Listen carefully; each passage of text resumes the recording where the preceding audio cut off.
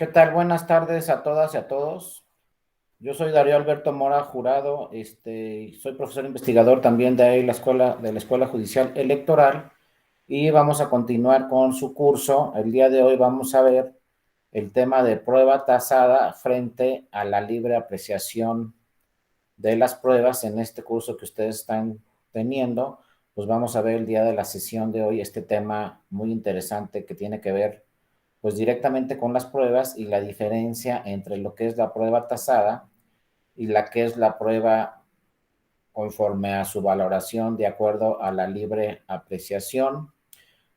Cualquiera de ustedes que quiera participar, con todo gusto puede abrir su micrófono. Inmediatamente le pasamos la palabra con todo gusto para cualquier participación que necesitara, pues con todo gusto estamos aquí a sus órdenes y también ahí está en la presentación mi correo electrónico y mi Twitter. Cualquiera de ustedes también puede comunicarse conmigo posteriormente. Ahí estoy listo para cualquier tema electoral, pues me pueden escribir a mi correo electrónico y con todo gusto podemos ahí enviarles cualquier información que estimen necesario. Bueno, vamos a entrar ya de lleno al tema. Acuérdense que pues la prueba tasada, conforme a la ley, pues es la prueba que la ley dice cómo se debe de valorar. Y la libre apreciación, la ley no nos dice cómo se debe de valorar, sino es discrecional por parte de las operadoras y los operadores jurídicos. Ellas valoran estrictamente la ley y esto siempre se ha cuestionado y siempre hay dos ejes fundamentales, uno que está de acuerdo con la prueba tasada y que señala que siempre todas las pruebas deben ser tasadas, es decir, la propia ley debe decir qué valor probatorio tiene. Por ejemplo, en materia electoral, todos los códigos electorales del país, en las 32 entidades federativas, y también la Ley General del Sistema de Medios de Impugnación en materia electoral, nos habla de la prueba tasada en la mayoría de las pruebas. La prueba tasada quiere decir, pues que la propia ley nos dice qué valor tiene esa prueba. Por ejemplo, como les decía, todas las legislaciones electorales en México nos dicen que la documental pública tiene valor probatorio pleno, salvo prueba en contrario. Eso quiere decir que estamos hablando de una prueba tasada, que si nosotros nos encontramos con una documental pública en materia electoral, entonces, pues esta documental pública tiene valor probatorio pleno. ¿Eso qué quiere decir? Pues que es cierto todo lo que se advierte de esa documental pública. Ya vamos a ir poco a poco estudiando cuáles son las documentales públicas en materia electoral, pero un ejemplo pues puede ser, por ejemplo, un acta de escrutinio y cómputo. Esa es una documental y también es pública porque la firman funcionarios y funcionarias públicas que están el día de la jornada electoral. Los funcionarios y las funcionarias que están en la casilla y reciben nuestro voto, pues ese día son funcionarios y funcionarias públicos, ¿no? Y entonces todos los documentos que firman se entienden como documentales públicas. Y entonces la ley nos dice, pues tienen valor probatorio pleno. Es cierto lo que se advierte ahí. La otra línea, el otro eje es la libre apreciación, que algunas legislaciones en el mundo dicen, pues el juez será o la jueza será quien le dé el valor probatorio a esa prueba, a esa documental que puede ser pública, privada, o acuérdense que en materia electoral no nomás estamos hablando de documentales, en materia electoral tenemos una serie de pruebas que ni siquiera son documentos, o sea, no son papel, son las famosas pruebas técnicas que también nos hablan en materia electoral y pruebas técnicas pues puede ser cualquier cosa que ustedes imaginen. Ahorita, por ejemplo, yo estoy en una laptop, en una computadora, ustedes también están en una laptop o quizá en una PC o quizá en una tableta o quizá están en su celular. No sé en qué están, pero todo eso puede ser una prueba en materia electoral. Su laptop en un momento dado se puede ofrecer como prueba técnica en un proceso electoral y decir, pues en esa laptop hay 20 archivos y los 20 archivos tienen 80 videos y de los 80 videos se puede advertir tal, tal y tal. Pues esos videos son pruebas técnicas y ahí sí nos dice la legislación electoral, estas son a la libre apreciación del juez y el juez va a decir qué valor tienen esas pruebas, qué tanto puede ser cierto lo que dice esa documental y qué tanto no puede ser cierto lo que dice, digo, esa prueba técnica o qué tanto no puede ser cierto lo que diga esa prueba técnica. Aquí en México el problema complejo siguen siendo pues esta lucha entre la prueba tasada y la de libre apreciación porque pues las documentales públicas, nos dice la ley, tienen valor probatorio pleno. Pero ahí, desde mi punto de vista, pues ya tenemos que superar este tema de la prueba tasada, se tiene que superar porque pues no puede ser, ¿no?, que la documental pública tenga valor probatorio pleno en todos los casos, simple y sencillamente porque así lo dice la legislación. Creo que este no sería el caso. Un momento, por favor.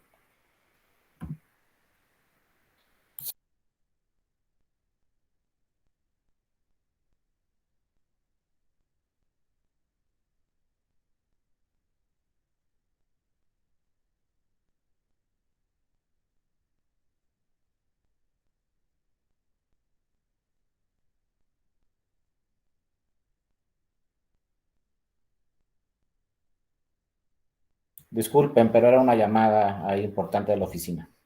Bueno, entonces, les decía, tenemos que estudiar bien este tema porque realmente si está diseñado este curso y con la prueba tasada y la prueba conforme a la libre apreciación, lo primero que tenemos que revisar es pues si puede haber todavía pruebas tasadas en la legislación o si no son realmente las pruebas las que el valor que le deben dar a las pruebas, pues ya deben ser las juzgadoras y los juzgadores los que decidan en todas las pruebas, aunque sean documentales públicas, porque lo vamos a ver el día de hoy.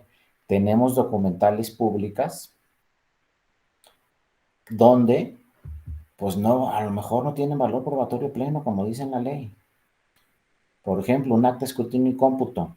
Pues un acta de escrutinio y cómputo que se llena en una casilla y que nos dice la ley tiene valor probatorio pleno porque está firmada por los funcionarios y los funcionarios de la mesa directiva de casilla, pues a lo mejor tiene errores. Entonces, ya no puede ser una documental pública esa acta de escrutinio y cómputo, como lo dice la ley, porque tiene errores, ¿no? Que se tuvieron justamente a la hora de levantar el acta, ¿no? Entonces, bueno, vamos a ver desde el procedimiento en cuál es el momento en el que se tiene que hacer esta valoración y en el que el operador o la operadora jurídica pues tiene que revisar el valor de todas estas pruebas. ¿No? Cuando se redacta una sentencia, cuando se elabora una sentencia, siempre hay que seguir esta secuencia, primero poner los antecedentes del documento, luego la jurisdicción y competencia. La jurisdicción y competencia, pues quiere decir, ¿no? Exactamente, pues quién es la autoridad que va a resolver el asunto y cuál de esas autoridades que va a resolver el asunto tiene competencia. Por ejemplo, en materia electoral, pues tratándose de la materia electoral, quien tiene competencia, quien tiene jurisdicción es el Tribunal Electoral del Poder Judicial de la Federación y quien tiene competencia pues será alguna de las salas del Tribunal Electoral, ¿no? Del Poder Judicial de la Federación. Acuérdense que son 6 salas regionales, una especializada y 5 salas en diferentes jurisdicciones y la sala superior. Entonces, bueno, la jurisdicción será todo el tribunal y la competencia qué sala tiene que efectivamente resolver un asunto a un caso concreto. Sí, adelante. Muchas gracias, Por ahí. Darío. Sí. Es que solo te recuerdo que este diplomado es en epistemología jurídica.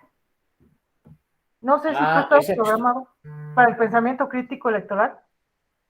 a ver, déjame checarlo y entonces pongo la otra presentación. Sí, porque creo que ahorita estaba programada Wendy.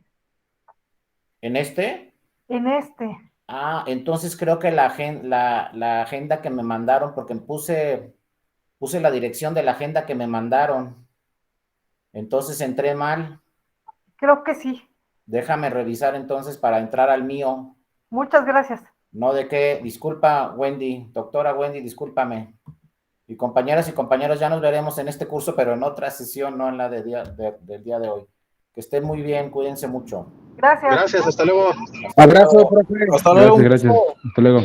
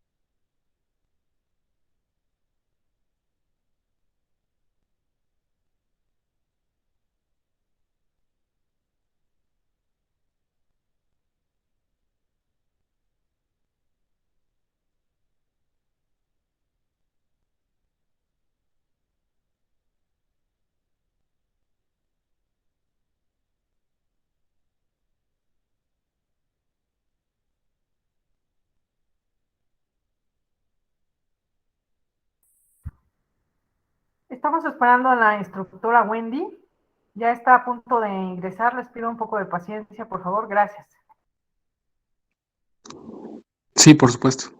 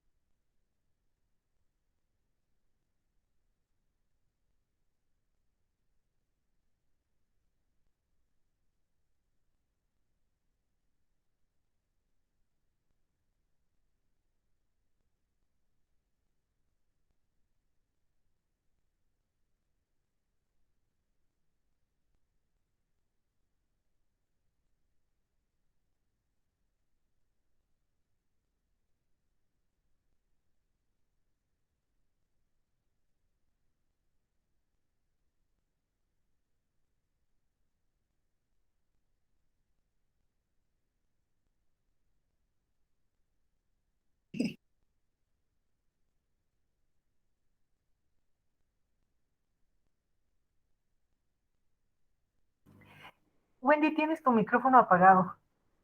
Estoy en el grupo, ¿sí? ¿No? O sea, ya ni sé. Ahora sí. Ok. Este es el correcto. Ok, no, bueno, sí que entré y dije, ¿será que estoy loca? Porque pues vi a Darío y dije, pero si estoy leyendo que dice martes 30, yo hasta pensaba que me había trasladado en el tiempo a saber a dónde. Bueno, vamos a seguir un poco con lo de la clase de ayer. Hablábamos ayer sobre los fundamentos de los derechos, cómo surgen los derechos, con qué finalidad. Y estamos hablando de la primera generación de derechos, porque sabemos que luego se han venido incrementando y ha cambiado la perspectiva, pero siempre el fundamento sigue siendo hasta el momento antropológico. Hablábamos del constitucionalismo británico y luego quedamos en el estadounidense. Dijimos que el constitucionalismo estadounidense es posterior al británico, es un poco también anterior al francés, que los fundamentos de este constitucionalismo los vamos a encontrar en la influencia británica de John Locke, con el justnaturalismo racional y también con la influencia francesa, principalmente de Charles de Montesquieu. Podemos decir que el constitucionalismo de los Estados Unidos, que se comienza a forjar desde 1787, adopta perfiles propios. Ya les decía ayer, por primera vez se asume una separación rígida de los poderes a través de una forma presidencial de gobierno. Es una separación rígida porque nosotros sabemos que el funcionamiento de un sistema parlamentario, que es el europeo, implica una separación flexible de los poderes. En un sistema presidencial, el ejecutivo y el parlamento, el legislativo, son electos cada uno por su lado y ejercen sus funciones en principio de manera independiente, aunque sabemos que hay un mecanismo de control entre ambos, pero tienen una legitimación democrática directa. En cambio, en un sistema parlamentario, la mayor diferencia es que la ciudadanía, quien elige directamente es al Parlamento, es a quien le dan legitimación democrática directa, y del Parlamento posteriormente surge el gobierno. ¿A través de qué? A través de las mayorías que vayan a apoyar a una determinada candidatura que se presenta dentro del Parlamento. En un sistema parlamentario, generalmente, y me atrevería a decir que a diferencia de España o excepción de España, quien presenta la candidatura para ser jefe de gobierno va a ser un miembro del Parlamento. Entonces, si tiene un apoyo suficiente en la Cámara, principalmente en la Cámara Baja, que es la representante de la soberanía popular, entonces el gobierno surgiría. Se le da una confianza parlamentaria y surge el gobierno. En España se permite que presente candidatura para jefe de gobierno una persona que no pertenezca al Parlamento, y fue el caso del presidente actual. Pedro Sánchez no era diputado al momento que presentó su candidatura. Había renunciado a la diputación. Ahora, en un sistema parlamentario la separación de poderes es rígida, es flexible, perdón. ¿Por qué? Por eso, y porque además, como el gobierno surge del Parlamento a través de la confianza fiduciaria que le da el Parlamento se conserva la facultad de hacer caer al gobierno en cualquier momento. En un sistema parlamentario, el gobierno en principio debería durar el mismo tiempo para el que fue electo el Parlamento, generalmente 4 años, pero si el Parlamento a los 6 meses entiende que el gobierno está incumpliendo con su programa político, a partir del cual le otorgó la confianza, lo puede hacer caer a través de la moción de censura, que es un mecanismo que se lleva a cabo también con una votación, generalmente de mayoría cualificada, que exige directamente la Constitución. O sea, no hay que esperar a que se culminen los 4 años para que un gobierno sea cesado. El Parlamento en cualquier momento lo puede cesar, y ustedes alguna vez habrán visto también que los parlamentos europeos hacen sesiones de control o de interpelación hacia el gobierno, generalmente una vez a la semana. Esto, en el caso de España, se transmite por los medios de comunicación, y con eso pues se va viendo si el gobierno cumple o no y se va transmitiendo una imagen al elector, a la opinión pública. En un sistema presidencial esto no sucede, o sea, un presidente es electo para un periodo y en principio debe cumplir ese periodo, a menos que, y esta ha sido la regla general, pues exista un juicio político que lo deponga del ejercicio del poder, el llamado impeachment de los Estados Unidos, que no es un remedio fácil, no es una vía fácil, hasta el punto que en los Estados Unidos nunca se ha llevado a efecto realmente un impeachment en contra de un presidente. Ahora estamos viendo en América del Sur, pues que han venido hablando, se ha venido desarrollando el denominado revocatoria de mandato, ¿no? Que es un proceso de participación democrática, de democracia participativa, a partir del cual el mismo pueblo que elige a un presidente de gobierno, o en algunos países también está regulado a nivel subnacional, no solamente para el caso de presidentes de gobierno, sino también para el caso de gobernadores o de presidentes de los ayuntamientos, de alcaldes, quien ha elegido puede revocar el mandato. Es una especie de, entiendo yo, como de primo hermano o de similitud con la moción de censura que se regula en el caso del sistema parlamentario. Y la figura es esa, es revocar el mandato. Cuando se presenta una moción de censura en contra de un jefe de gobierno en Europa, no se presenta la moción de censura para ratificar el mandato de quien está en el gobierno o el presidente del gobierno. Para eso hay otra vía que se llama cuestión de confianza y esta la somete directamente quien ejerce el gobierno frente al Parlamento cuando va a adoptar una decisión política de gran trascendencia y quiere hacer transmitir a la opinión pública que goza con el apoyo suficiente del Parlamento que le nombró, y él se somete a esa cuestión de confianza. Si la pierde, sabe que su gobierno va a ser cambiado por otro, pero claro, se va a someter a esta cuestión de confianza directamente el presidente de gobierno cuando sabe que va a ganar esa votación.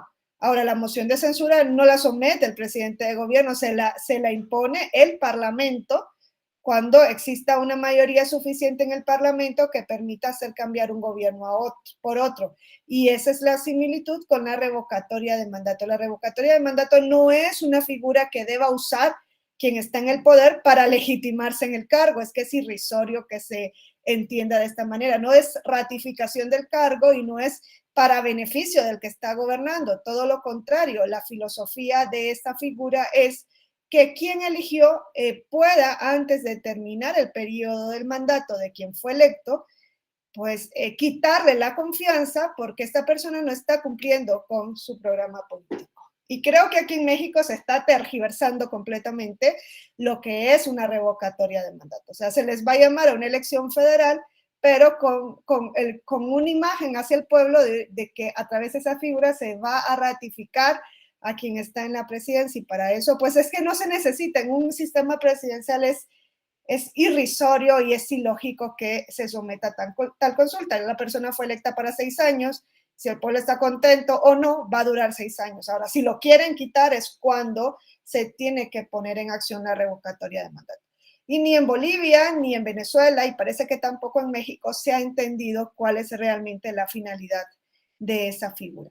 Entonces, Estados Unidos nos da la forma presidencialista de gobierno, nos da un sistema federal que luego algunos países de la región han adoptado para sí y que luego también adopta, por ejemplo, en Europa, Alemania, ¿no? Alemania es un estado federal, pero este tipo de estado no existía previo al constitucionalismo estadounidense. Y además de esto, el constitucionalismo estadounidense nos da por primera vez la posibilidad de controlar la constitucionalidad de las leyes. Pero esto, como les decía ayer, va íntimamente unido con el hecho de que en Estados Unidos la Constitución emerge desde 1787 como norma jurídica suprema. Cuestión que no ocurre en Europa sino hasta 1920. Y pareciera que los europeos van siempre avante, ¿no? Van avanzados en la regulación del constitucionalismo, pero vemos que no es así, ¿no? Que en este caso Estados Unidos se adelanta más de un siglo a Europa, reconociéndole a la Constitución el valor de norma jurídica suprema. Y si la Constitución es norma jurídica suprema, y si la Constitución contiene, entre una de sus partes fundamentales, una Carta de Derechos, lo lógico es que debe existir un mecanismo para garantizar que realmente lo que está en la Constitución sea pues seguido, ¿no? Sea obedecido por los poderes públicos. Hoy día también por los particulares, por el efecto horizontal de las normas constitucionales. En ese momento se entendía que la Constitución estaba dirigida a limitar el ejercicio del poder. Por tanto, el mecanismo de control constitucional estaba dirigido principalmente hacia quien podía, a través de su actuación, desvirtuar lo establecido en la Constitución, le hace el poder legislativo. Y todo esto tiene su relación con lo que yo les decía ayer, como en Estados Unidos lo que se quiso desde un inicio fue controlar al Parlamento, al legislador, porque ellos no tuvieron una corona y para ellos la corona no era un peligro, sino el Parlamento. Entonces dijeron, ok, por encima del Parlamento va a estar una Constitución. Ahí plasman de manera escrita esa noción de ley fundamental que tenían los ingleses y que ellos como colonos habían traído a América. Entonces dicen, vamos a hacer una norma escrita, esa norma nos la vamos a dar nosotros mismos y la vamos a poner por encima del legislador. Ahora, una gran parte de la doctrina, también les decía ayer, entienden que este control de constitucionalidad de las leyes surge a partir del caso de Marbury versus Madison, ¿no? De William Marbury versus James Madison, que es el gran juicio, ¿no? Que se entiende que marca la fecha de inicio de la historia del control de constitucionalidad de las leyes. No obstante, una parte de la doctrina ha venido sosteniendo que esta demarcación que se hace con el caso de Marbury versus Madison es más bien una demarcación o una marca convencional y en la práctica no implicó que después de Marbury versus Madison, que después de esta sentencia de 1803, ya todos los órganos judiciales federales inaplicaran leyes federales por ser contrarias a la Constitución.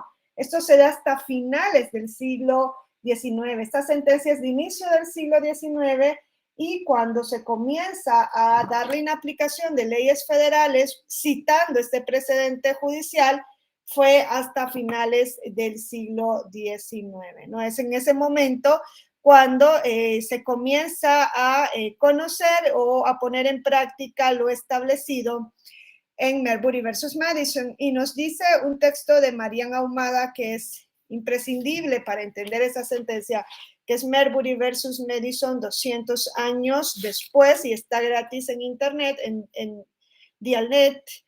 Este texto nos dice que la primera vez que Marbury, este caso, es citado en una sentencia de un tribunal como precedente es en 1887. O sea que Marshall murió sin darse cuenta de que iba a ser considerado como el padre del control de constitucionalidad de las normas. Él no tuvo esta percepción en su momento. Además, como bien relata también Marian Ahumada en ese texto, la fama de Marbury y versus Madison, no sé si todos y todas los que están aquí han leído ya esa sentencia, es muy cortita, ¿no? Ya ven que se lee muy rapidito, pero pues todos y todas los quienes han podido leerla han visto que el caso, ¿no? El asunto que se discutía ahí era de una entidad pues particular, no tenía una mayor trascendencia, era un asunto pues no tan relevante, ¿no? Poco relevante. Y es más, parece que para el demandante William Marbury tampoco era tan relevante el que le resolvieran ese asunto rápidamente, en tanto en cuanto él se tardó un tiempo en interponer la demanda ante el Tribunal Supremo. No, él no la interpone directamente, sino que se tarda un tiempo en interponerla y además de esto, también queda claro cómo él, en lugar de ir ante un tribunal intermedio, ante un tribunal de instancia, va ante el Tribunal Supremo. Esto nos habla de que lo que él planteaba en ese momento es un litigio estratégico. que no le importaba tanto su nombramiento. William Marbury era un hombre de negocios, un próspero hombre de negocios, era también un político, político discreto, perteneciente al Partido Federalista, que era el partido de John Adams, del presidente John Adams, el primer partido que gobierna en los Estados Unidos de América, y pues a él que le nombraran o no juez de paz del Distrito de Columbia tampoco le quitaba el sueño. Pero este es un litigio estratégico y quizá en eso sí Marbury versus Madison nos da una lección, porque hoy vemos cómo sí se van planteando en una serie de litigios estratégicos que no están tan dirigidos a resolver el caso particular cuanto a abrir un precedente para el resto de situaciones similares. Aquí el caso, si ustedes se acuerdan, se trataba del nombramiento de William Marbury como juez de paz del Distrito de Columbia. Este nombramiento lo hace el presidente John Adams, federalista, que en 1800 se había presentado un proceso electoral en el que por primera vez se da un relevo en el cambio, un cambio en el poder de los federalistas a los republicanos. En esa elección por la presidencia de 1800 gana el candidato republicano que era Thomas Jefferson. Y si ustedes también han tenido ocasión de ver la propaganda política de Adams y Jefferson, van a ver que no tuvo desperdicio alguno. Los dos se dijeron de todo. O sea, lo que hoy sucede es pues una cuestión de cuento de hadas con lo que se dijeron Adams y Jefferson en ese momento. Gana Jefferson, derrota a Adams, y Adams tiene que dejar el poder el 4 de marzo de 1801. Pues el día 2 de marzo, él comienza a hacer nombramientos de jueces de paz para el Distrito de Columbia, que es un distrito y que sigue siendo muy importante en la política de los Estados Unidos, y nombra a estos jueces de paz en atención de que pertenecieran al partido federalista al que él pertenecía, y dijo, ok, yo voy a dejar el poder, pero los jueces van a quedar alineados hacia el partido federalista. Y hace una serie de nombramientos 2 días antes de que iba a ser el cambio en el poder. El 3 de marzo sellan, ratifican estos nombramientos, pero se les quedó guardado en un cajón el nombramiento de William Marbury. Entonces a él se le llega a nombrar, el presidente hace el nombramiento, esto se ratifica por el Senado y se nombra, se ratifica, se sella, pero no se le notifica el nombramiento a William Marbury. Entonces aquí ese es el meollo del asunto Marbury versus Madison principalmente. Son dos cuestiones fundamentales. A Marbury no se le nombra, llega Jefferson y Jefferson nombra un nuevo secretario de Estado y el secretario va a ser James Madison. Y James Madison, ante el requerimiento de Marbury de que le dé el nombramiento de su cargo que ya había sido ratificado en el Congreso anterior y sellado por el presidente anterior, él le dice que no lo va a hacer. Entonces, ese es el punto, ¿no? Por el que Marbury va luego al Tribunal Supremo, y no va a un tribunal de instancia, va al Tribunal Supremo y le solicita que emita un writ of mandamus, una orden de mandamiento para obligar al secretario de Estado, a James Madison, para que le haga la notificación del cargo. Entonces, ese es el meollo del asunto, ¿no? Primero, lo que movía esta cuestión es si el acto de nombramiento se había perfeccionado desde que el decreto presidencial fue firmado por el presidente, ratificado por el Congreso y sellado, o si además se necesitaba enviarlo y notificarlo al beneficiado. Ese era el punto de Marbury versus Madison. Imagínense si esto tiene el gran calado para hacer la gran sentencia hito en materia de control de constitucionalidad. O sea, aquí Marbury no fue ante el Tribunal Supremo a solicitarle otra cosa, sino obligar al secretario de Estado a que le diera su nombramiento. Y el secretario de Estado no responde. O sea, no le dice al Tribunal Supremo, oye, es que la ley por la que Marbury viene ante esta jurisdicción es contraria a la Constitución. No se lo dice, eso se lo saca de la manga el Tribunal Supremo y principalmente el juez de esta sentencia, que es John Marshall.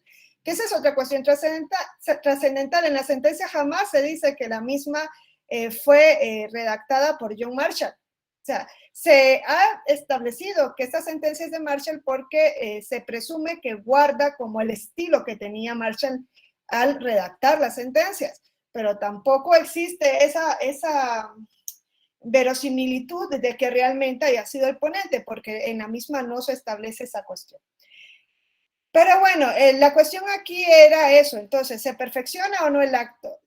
¿Qué dice el Tribunal Supremo? El Tribunal Supremo lo que dice es que sí, que se perfecciona y que en este asunto Marbury sí tenía derecho a acceder al nombramiento como juez de paz del Distrito de Columbia. Reconoce el derecho de Marbury, lo reconoce. Lo que pasa es que ahí, luego a continuación, el ponente de esta sentencia dice, reconozco el derecho, pero también reconozco que no hay un remedio para proteger ese derecho. ¿Por qué? Porque el remedio que Marbury pedía era el orden de mandamiento, que emitiera un mandamiento al secretario de Estado para que le notificara el cargo. Y es ahí donde el Tribunal Supremo dice, aquí, perdón, es que esa orden de mandamiento está establecida en el acta judicial de 1789, si no me equivoco. Hay un artículo del acta judicial o de la ley judicial de ese momento que establece que nosotros en primera instancia, en jurisdicción originaria, podemos emitir orden de mandamiento, un mandamos, que eso existe, ¿no? Es un writ of mandamos. Eso está regulado en la Constitución de los Estados, en el ordenamiento jurídico de los Estados Unidos. Pero aquí lo que dijo el ponente de la sentencia y la mayoría de los magistrados, de los jueces del Tribunal Supremo es, ok, la ley nos reconoce esa facultad, pero la Constitución en el artículo 3, sección 2, dice que nosotros solo podemos actuar como primera instancia en dos cuestiones específicas. Cuando un Estado demanda a otro Estado, o en aquellos casos en los que intervenga un embajador, un cónsul extranjero. Solo en esas dos cuestiones. No dice que también en el caso de emitir orden de mandamiento. O sea, el Tribunal Supremo hasta el día de hoy es un tribunal de segunda instancia. No se puede ir al Tribunal Supremo en primera instancia, salvo, dice la Constitución, en el artículo 3, sección 2, que un Estado de la Unión demande a otro Estado o cuando en el caso esté involucrado un diplomático extranjero. Y aquí es donde el juez Marshall ahorita te doy la palabra, Omar. Aquí es donde el juez Marshall toma esta cuestión y dice, ok, entonces quiere decir que esta ley que nos permite actuar en primera instancia para emitir este orden de mandamiento, que sería el remedio para hacer efectivo el derecho que estamos reconociendo que tiene Marbury, es contrario a la Constitución, porque nos está dando un supuesto más para actuar en primera instancia y ese supuesto se excede a lo que dice la Constitución. Ahí es donde se saca de la manga el juez Marshall esa solución, pero es que ni el demandante ni el demandado le habían pedido al Tribunal Supremo que declarara inconstitucional la ley judicial, ninguno de los dos. Entonces, se entiende que era un litigio estratégico porque, yo no sé si ustedes también saben el dato, ¿no? John Marshall era el secretario de Estado del presidente John Adams. Él fue el que comenzó a mover todos estos nombramientos. Él era su secretario de Estado.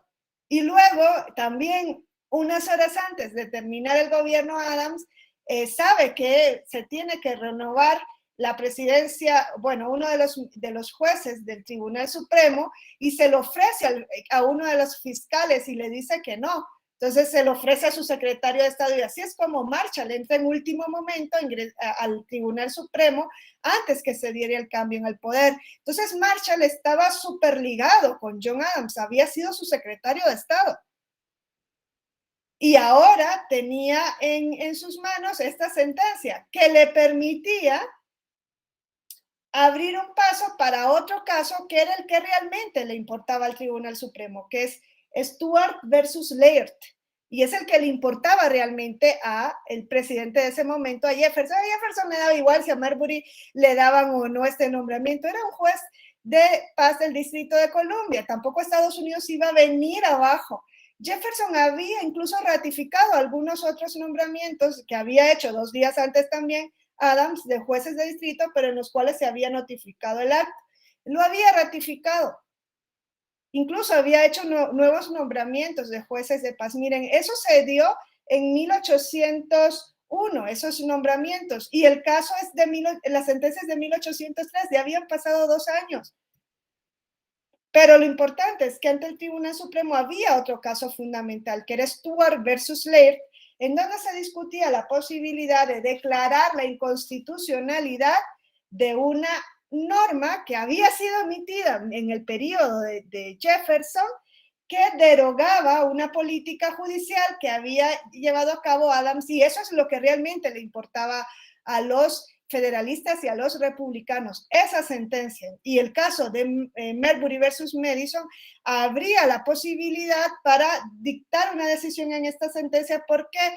Porque permitía establecer si los jueces federales podían controlar o no la constitucionalidad de las leyes federales. Eso no estaba claro en los Estados Unidos. Si ustedes van y leen el artículo 6 de la Constitución de los Estados Unidos, palabras más o menos, lo que dice es que los jueces de los estados se tienen que someter a la Constitución federal, y en ese sentido pueden desconocer leyes o incluso su propia Constitución estatal si va en contra de la Constitución federal. Es decir, le permitía a los jueces estatales, la Constitución desde 1787 le permitía inaplicar incluso sus propias constituciones estatales si iban en contra de la Constitución federal, pero no se dijo nada sobre si los jueces federales podían inaplicar leyes federales que fueran en contra de la Constitución. Eso no se dejó establecido, y eso es lo que permite establecer Marbury versus Madison. Entonces, en cuanto al meollo del asunto, es un asunto menor. En cuanto a la decisión, incluso es una decisión incoherente. Miren, reconoce el derecho, no fue una sentencia tuitiva. Dijo, sí tiene el derecho, pero no hay un remedio para protegerlo.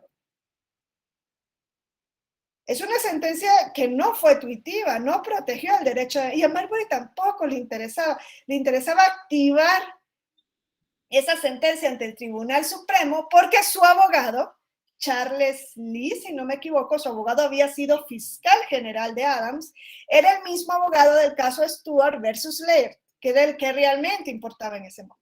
Entonces, el mismo supuesto es una sentencia que quizá en los datos no es tan relevante, pero sí en todo el contexto. Por eso les recomiendo leer este texto de Marian Ahumada, porque nos ayuda a entender el contexto de esa decisión, ¿no? Y nos ayuda también a desmitificar, ¿no?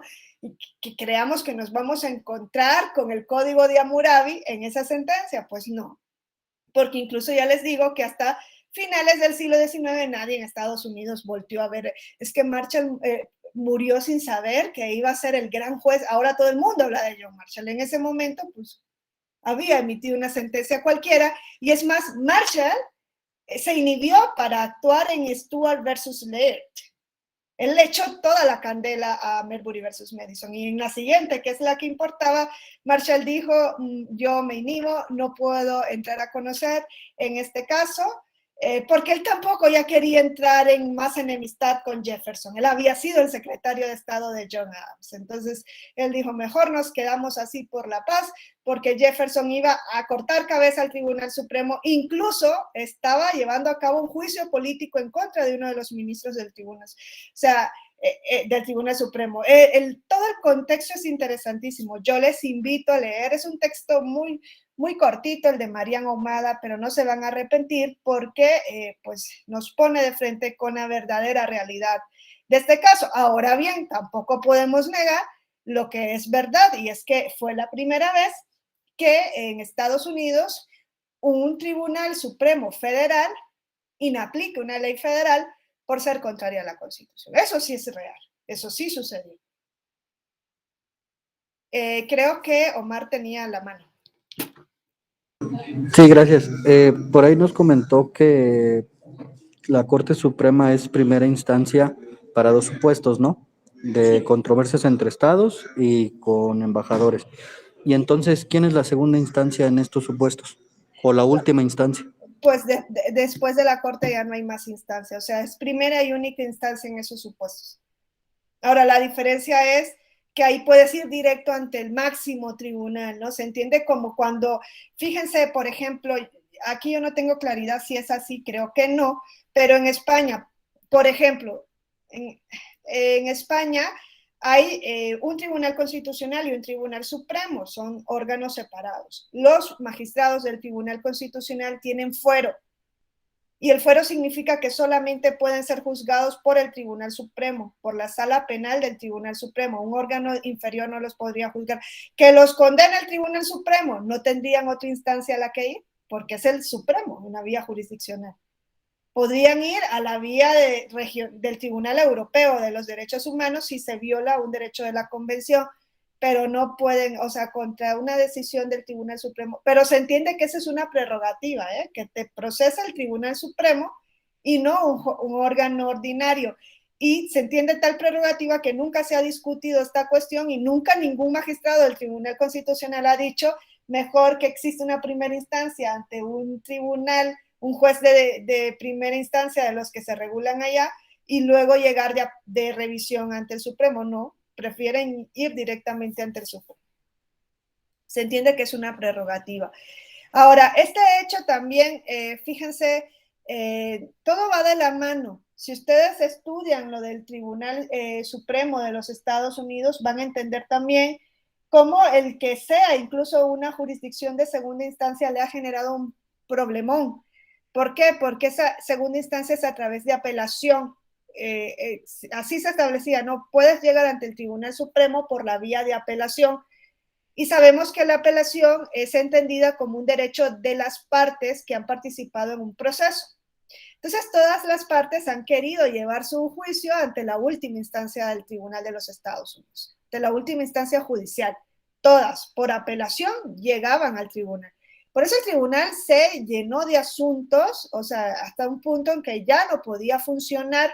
Y ustedes se acordarán que por tal razón, a finales también del siglo XIX, se dictó una ley donde se introdujeron los tribunales intermedios de apelación, que ahora sí están las cortes intermedias de apelación, las cortes de circuito intermedias de apelación, que ahora se regulan en los Estados Unidos como una vía previa donde deben ir los litigantes en apelación, y ya ante el Tribunal Supremo no van en apelación directamente, sino que van a través del writ of certiorari, algo que aquí en México también se ha introducido en el amparo y en el ámbito de lo electoral a partir de 2018 a través del recurso de reconsideración, ese certiorari.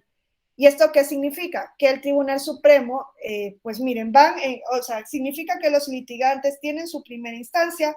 Si quieren revisión o apelación, van ante los tribunales intermedios de circuito de apelación, y si de esa decisión quieren una nueva revisión ante el Supremo, van a través de writ of certiorari al Supremo, y el Tribunal Supremo elige qué casos va a conocer.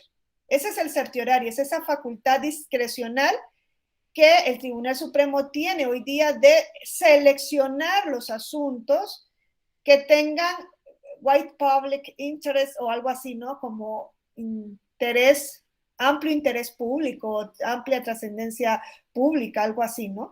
Que sean relevantes desde el punto de vista objetivo, ¿no? Para unificar doctrina, porque sea un tema sobre el que el Tribunal Supremo no ha emitido una jurisprudencia, un precedente y así, pero no precisamente para proteger el derecho, porque ya dicen, es que ya para eso está la vía ante los tribunales intermedios. Por eso se introdució el certiorari, que ahora ustedes lo tienen ante la Suprema Corte, cuando la Suprema Corte pues se decidió que se diera el paso y se convirtiera en un tribunal constitucional. Entonces ya no todos los amparos llegan como si llegaban antes a la Suprema Corte. Ahora dijo la Suprema Corte, yo elijo a través de la facultad de atracción aquellos casos en los que existe una cuestión constitucional y tengan trascendencia. ¿Cómo es el término que se usa aquí? trascendencia, ay, se me olvidó el nombre, el término, porque en España es especial trascendencia constitucional y aquí el artículo lo establece, ¿no? Para el caso de que la Suprema Corte pueda revisar las sentencias en juicios de amparo directos o en juicios de amparo indirectos subrogarse en lugar de un tribunal colegiado y revisar importancia y trascendencia, ¿no? Es que dice la Constitución importancia y trascendencia. Ese es el certiorari, la Suprema Corte elige, nadie le dice a la Suprema Corte qué casos tienen o no importancia o trascendencia. Y es lo que se ha venido introduciendo a través del recurso de reconsideración desde 2018, que además de los supuestos legales y los amplios supuestos jurisprudenciales de admisión, ahora Sala Superior ha dicho, además vamos a admitir aquellos casos que tengan especial trascendencia e importancia. ¿Y quién define que el caso tiene especial trascendencia o importancia? Sala Superior. El propio órgano lo define. Nadie le dice al órgano, no hay una regla que deban seguir para actuar porque es una facultad discrecional. Eso también deviene de esta cuestión de que el Tribunal Supremo de los Estados Unidos fuese reconocido como una instancia como una jurisdicción de segunda instancia o de revisión. Era a través de la apelación, hoy día es a través del certiorari. Y también ahí pueden ver cómo México, siguiendo lo que hizo los Estados Unidos, cuando la Suprema Corte se atascó de juicios de amparo, principalmente los de legalidad, en esa hipertrofia que se dio, interpretando que el amparo procede para controlar la legalidad, que esta es una cuestión muy discutible, cuando se atasca la Suprema Corte, ¿qué se introduce en tribunales colegiados de circuito? Como cuando se introdujo en Estados Unidos tribunales de apelación intermedia, el circuito de apelación, siguió lo mismo que hizo Estados Unidos en ese sentido.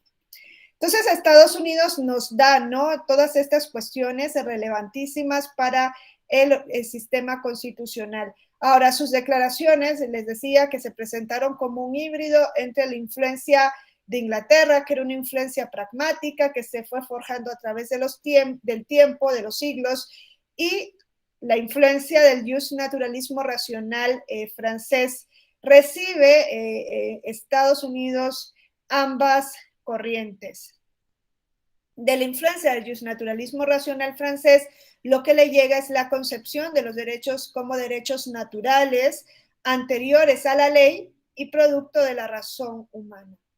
Entonces, les decía ayer que incluso la lucha por la independencia de los Estados Unidos estuvo movida por esta percepción.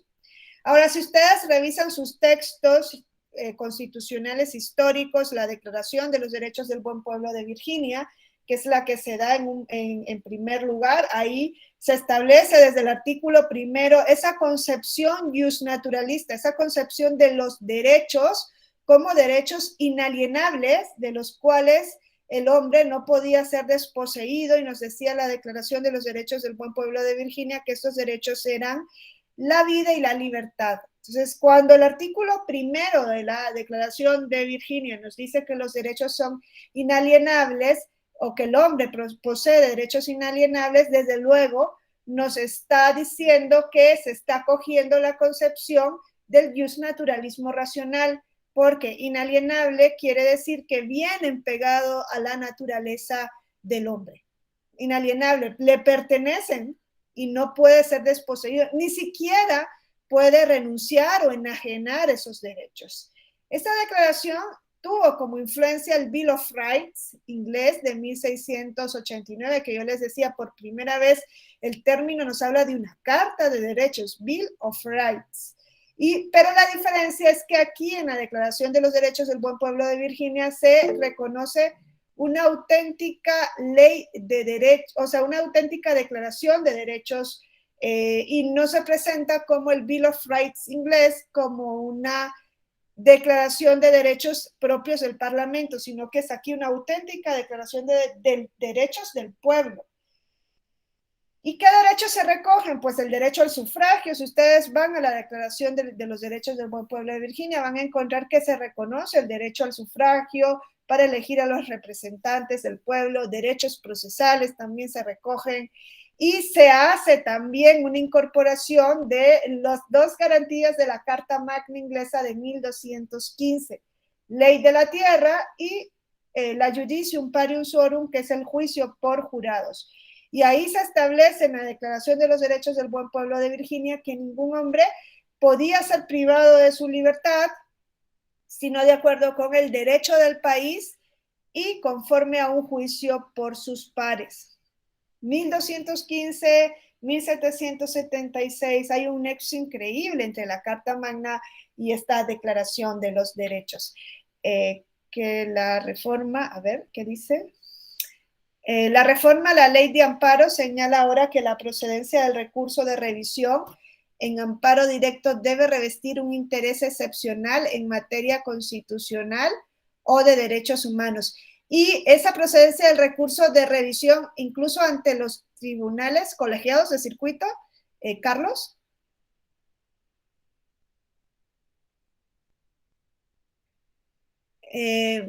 Porque así, tengo que ser sincera, yo no me he estudiado la reforma judicial como debería hacerlo, en la materia de amparo, que es la que a mí me interesa principalmente, pero no sé si ese cambio que dice se hace en el juicio de revisión indirecto y si es, no, me dices en el directo, la revisión, entonces, claro, ok, cambia el concepto, entonces, en el juicio de amparo directo en México es de una instancia, o sea, cabe revisión solo de manera excepcional. Y ahora se establece que en ese caso excepcional debe ser por un interés en...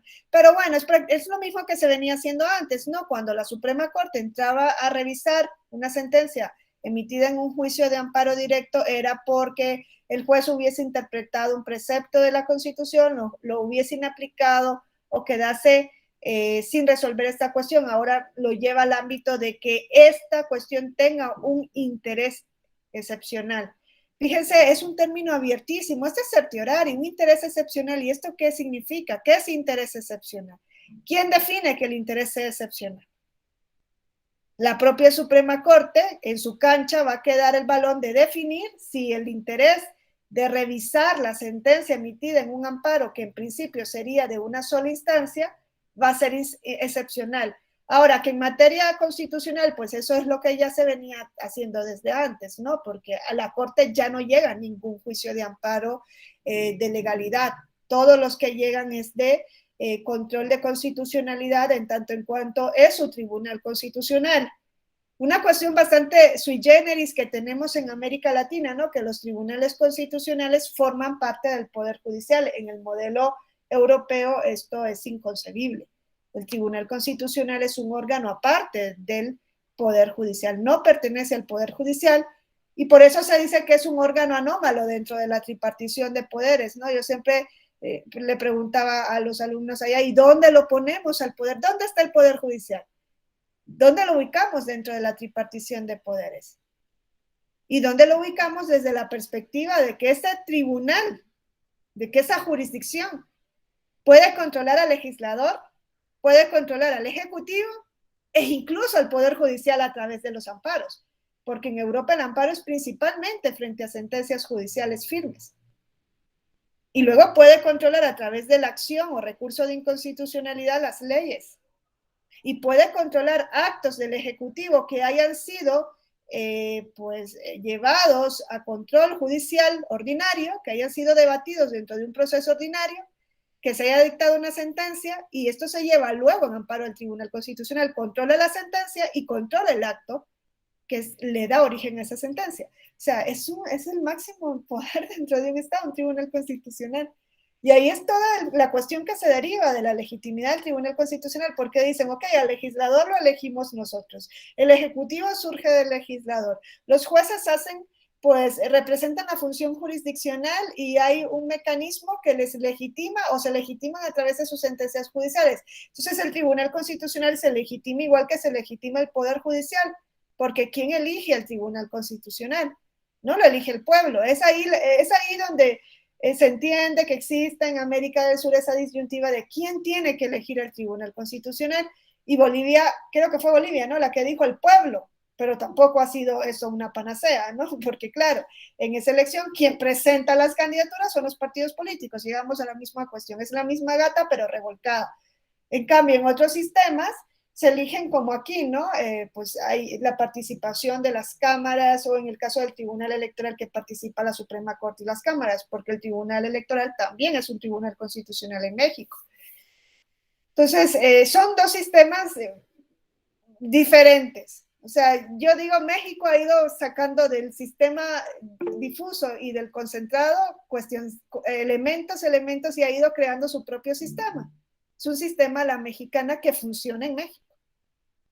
Pero no podemos encuadrarlo en el concentrado o en el difuso específico. Sí, Carlos.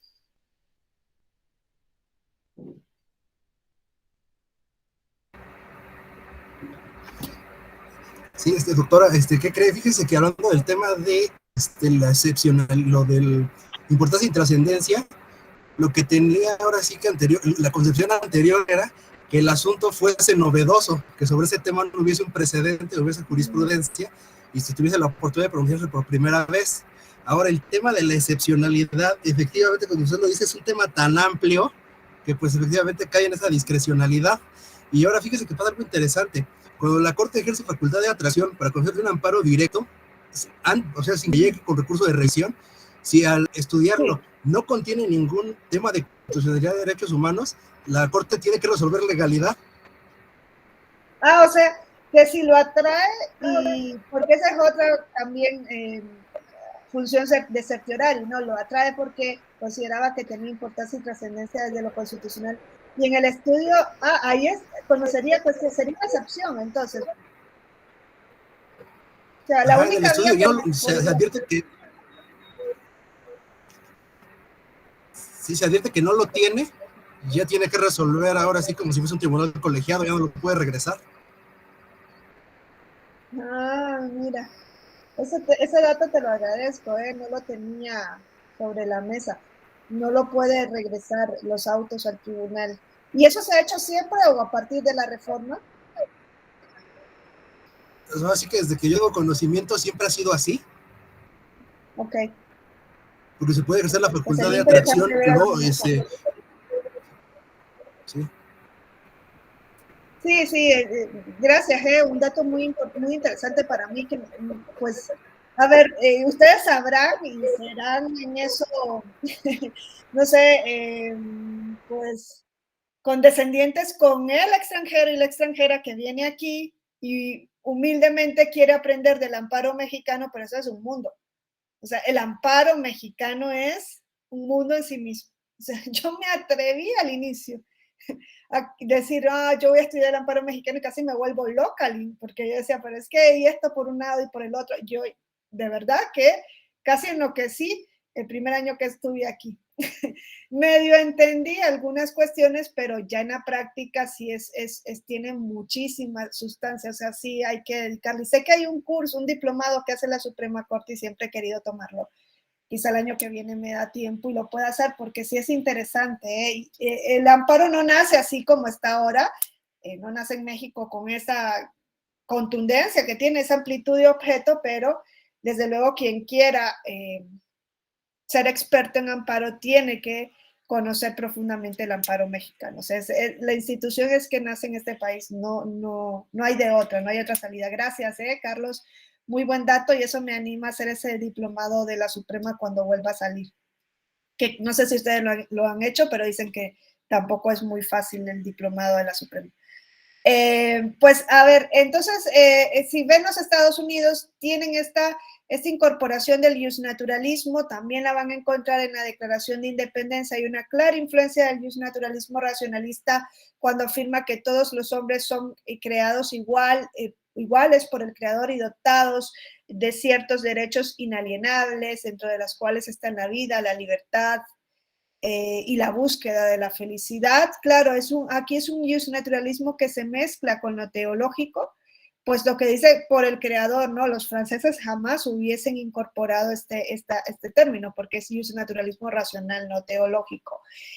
Pero también es importante que vean esa declaración de independencia, y eso es lo que les decía. Yo creo que los padres fundadores de los Estados Unidos fueron más conscientes de lo que somos hoy, de por qué debe existir un Estado.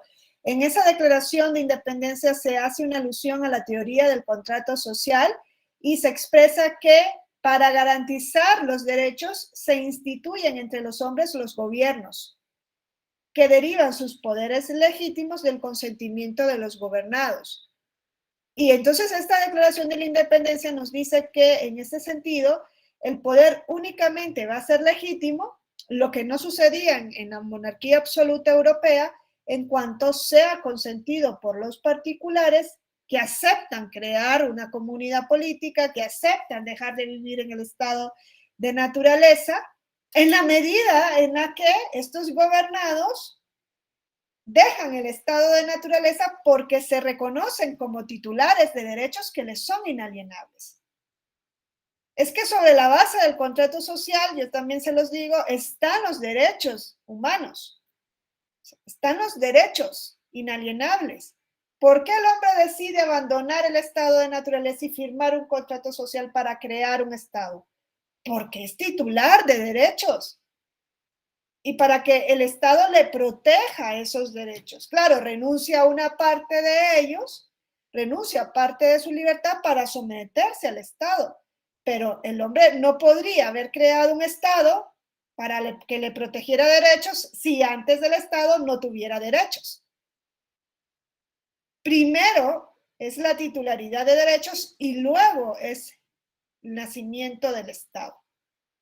Y es ahí donde se nos dice, es que desde la teoría del contrato social queda claro cómo los derechos son anteriores al Estado.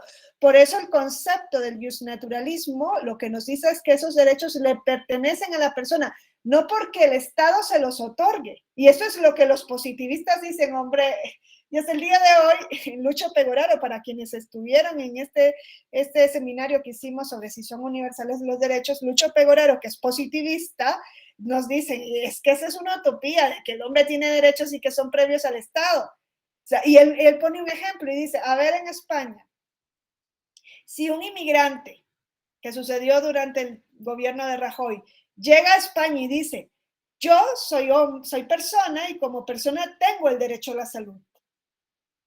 Y como por su propia naturaleza tiene ese derecho, puede ir ante la Seguridad Social española y decirle, yo tengo el derecho a la salud, me tienen que atender. Y ahí dice Lucho Pegoraro, hombre, es que si en la ley no se le reconoce ese derecho, puede decir lo que quiera, pero al final no es titular del derecho. Y es lo que él dice también con el matrimonio igualitario. Dice, si en mi país una pareja del mismo sexo dice, es que nosotros tenemos derecho por el reconocimiento de nuestra dignidad a contraer matrimonio, pero en la ley no se les reconoce este derecho, nos dice Lucho Pegoraro, hay una pretensión de derecho, pero no hay un derecho. Y es ahí donde nos ponemos de frente con la realidad maligna, ¿no? Si el derecho no está reconocido en la ley, podemos decir lo que querramos. Pero ahí es donde entra en funcionamiento, a mi juicio, ustedes me dirán si están o no de acuerdo, la función realmente tuitiva de un órgano judicial, principalmente de aquel que tiene funciones constitucionales. Si quien ejerce la jurisdicción constitucional es eminentemente formalista, te va a decir, es que el artículo 55, párrafo primero, inciso A, líneas quinta, dice que... Entonces, como dice que tal, y no está conforme a tu pretensión, desechado. Pero si hacemos una interpretación que sea con un enfoque de inclusión de derechos humanos, entonces podemos llegar a la conclusión distinta. Pero claro, esa es la vía valiente. La vía fácil es la formalista. Eso es mi juicio, porque yo estoy muy a favor del activismo judicial cuando es pro inclusión.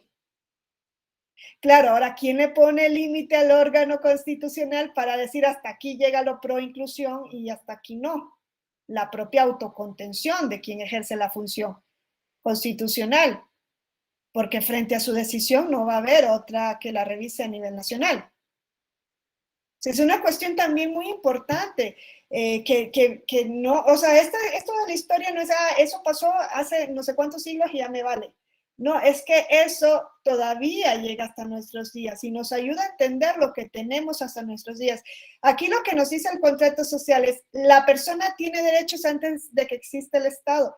Es que si no, ¿cómo justificas que haya consentido firmar el contrato social para que surgiese la comunidad política?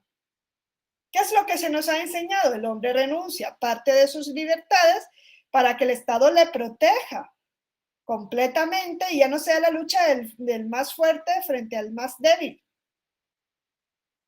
Pero entonces, si el hombre no tiene derechos antes del Estado, ¿qué iba a ceder para que creara el Estado? Y ese es ahí donde se refleja la influencia del justnaturalismo racionalista, incluso en pensadores como Hobbes, que son fundadores de esta teoría del contrato social. Entonces, ahí lo que nos dice es, el Estado solamente es legítimo cuando es consentido por los gobernados, y el Estado solo es legítimo cuando cumple con su función, que es garantizar los derechos del gobernado. Y es que ahí en esta declaración de independencia se dice que incluso los gobernados tienen la facultad de disolver los vínculos políticos que le ligan con un gobierno si el gobierno no cumple con esta finalidad. Y eso lo tienen muy interiorizado en Estados Unidos de América. Es que tuvieron ahorita a Donald Trump, pero claro, Donald Trump reflejaba muchísimo parte de la ideología afincada en el estadounidense, no sé, el estado puro y duro, ¿no? Si tiene ese pensamiento conservador de Trump, quizá no veían todo el bagaje de violación de derechos que estaba detrás de la política que estaba implementando Trump. Bueno, algunos dirán, no, así fue maravilloso. A mi juicio, no, yo sostengo lo que yo considero, ¿eh? Sé que hay otras opiniones igualmente valiosas y que cada uno tiene la suya.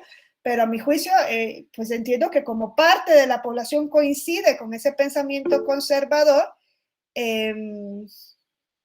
José Luis Carrillo, entonces no veían ahí, pero yo no preveo, no logro visualizar un gobierno que sea totalmente déspota con el pueblo estadounidense y que los estadounidenses consientan en mantenerlo.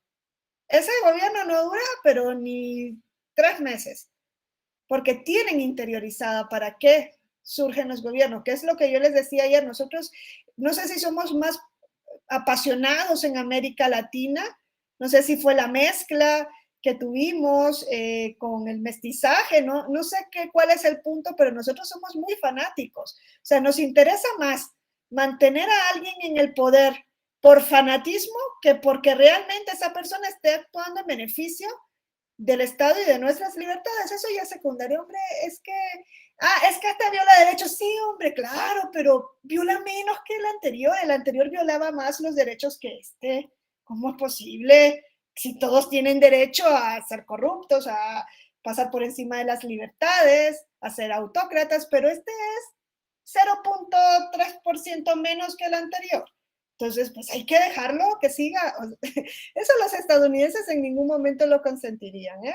Ya veo yo algún presidente yendo en contra de lo que establece la Constitución y que dure ese gobierno. Beccaria también señalaba que se renunciaba a una parte de la libertad para depositarla en el soberano y así gozar del resto de su libertad. Sí, es la teoría del contrato social en sí mismo, ¿no? Ese es puro y duro el fundamento del surgimiento de nuestros estados. Y luego yo les dije que la Constitución de los Estados Unidos, pues es la primera constitución escrita, es la más antigua, que desde hasta el día de hoy es la constitución escrita más antigua. Son 7 artículos. Imagínense, 7 artículos, qué fácil para ellos. Pero es que además de eso, cada artículo, cada precepto va desarrollado principalmente en lo relacionado a las enmiendas con precedentes vinculantes. Entonces, el que estudia de constitucionalismo allá tiene que conocer así los precedentes vinculantes. Si no, está fuera de juego. Son 7 artículos y 28 enmiendas. De este texto también se destaca la teoría del contrato social. Si ustedes van y lo ven, dice el poder reside en el pueblo y solamente es legítimo en tanto es consentido por el pueblo. Es teoría del contrato social. Y se reconoce una cuestión que pone a los Estados Unidos un paso adelante con relación al constitucionalismo francés, y es que aquí por primera vez en la historia se habla de soberanía popular. Y yo les digo siempre también que hay que distinguir en sus inicios soberanía nacional y soberanía popular. A nosotros lo que nos llega a día de hoy es la soberanía popular. En algunos países europeos esos dos términos hoy día son sinónimos, pero en su origen eran distintos. En Estados Unidos se habla de soberanía popular desde el preámbulo de la Constitución. Dice, nosotros, el pueblo de los Estados Unidos de América, estatuimos y sancionamos esta Constitución. Nosotros, el pueblo. Esa es soberanía popular.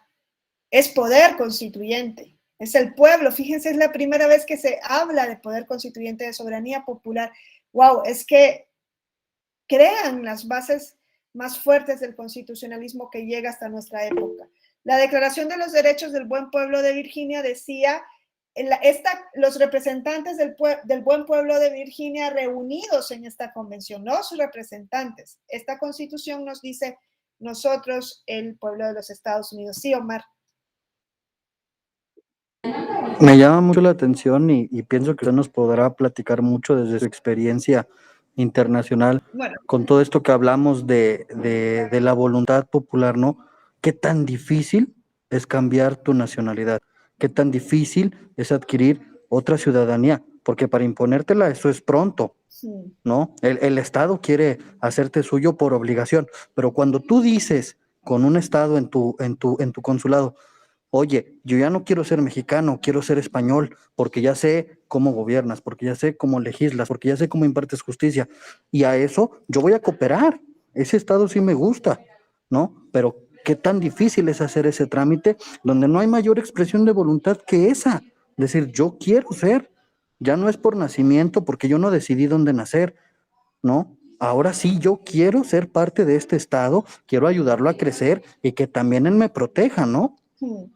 Sí, fíjate, en mi experiencia personal te digo que no, o sea, yo sí tramité la nacionalidad española, pero en ningún momento, o sea, fue más por circunstancias, ¿no?